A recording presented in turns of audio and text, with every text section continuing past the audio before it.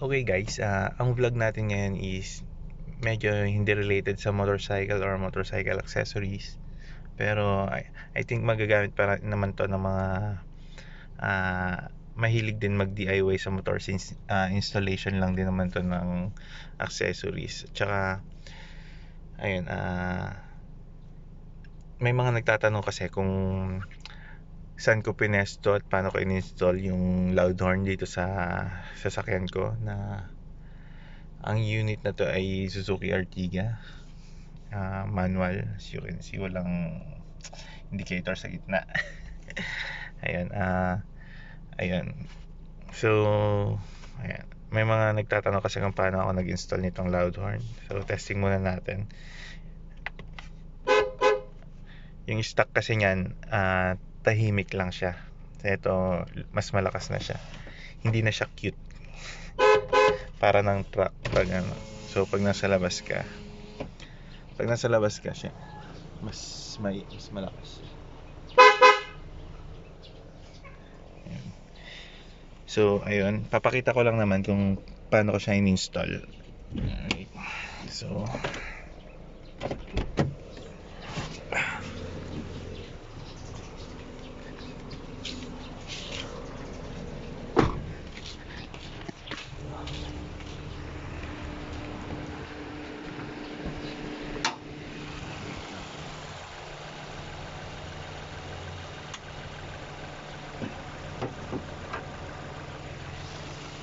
ayun guys, yung loud horn na install ko, bali dalawang set nga pala yan. Isang set ng Pia horn at saka ng Denso. Ayan, dalawa yan.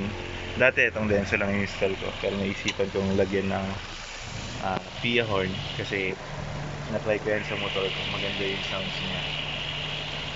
Ayan. So, paano ko siya install?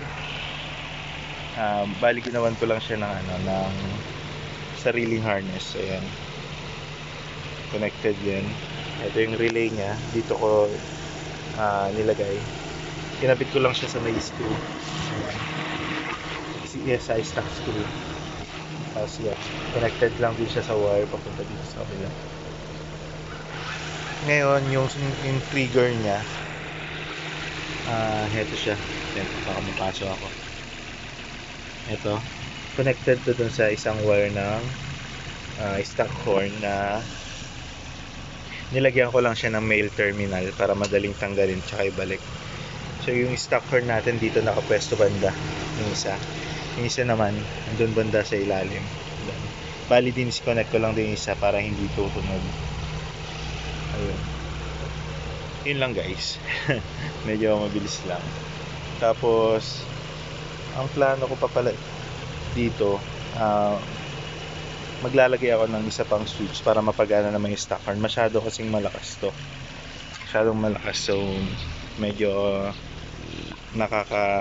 walang hiya kapag sa mga dadaan, so pag mga tao lang bubusinahan so maglalagay lang din ako ng switch para mapagana ulit yung stock horn dito.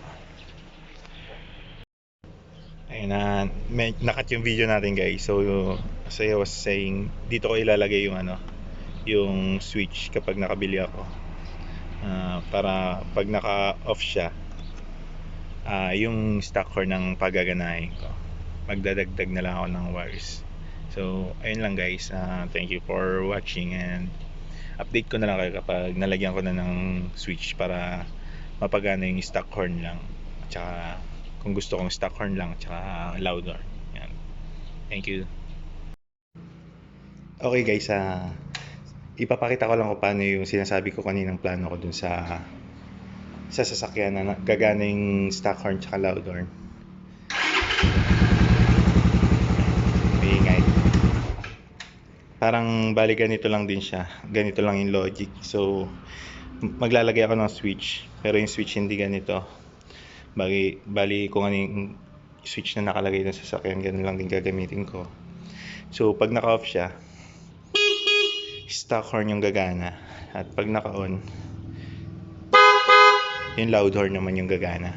So Yun lang guys, pinakita ko lang din yung example ng gusto kong gawin dun sa sasakyan.